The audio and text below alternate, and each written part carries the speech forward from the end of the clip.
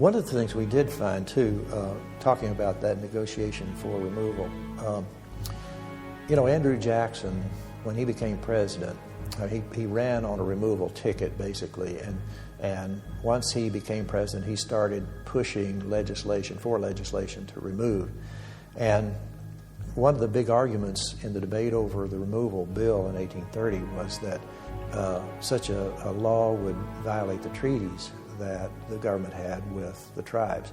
So he said, okay, if you want treaties, we'll get treaties. And so his approach then was to negotiate, and you put that in quotation marks, removal treaties so that it would be legal under federal law.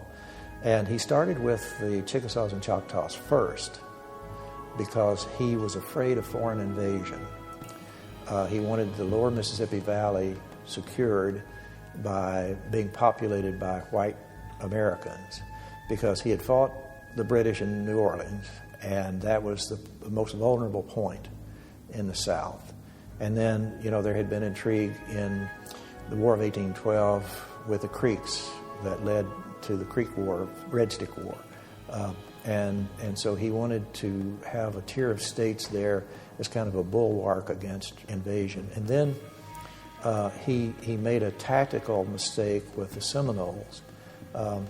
John Eaton, who had been his Secretary of War, first Secretary of War, left that post under a scandal and became governor of Florida. And he was governor when the Seminoles began to rise against the removal. And he asked Jackson to send regular troops to Florida rather than let the militia fight the war, because he said if the militia fights, it'll be a long war.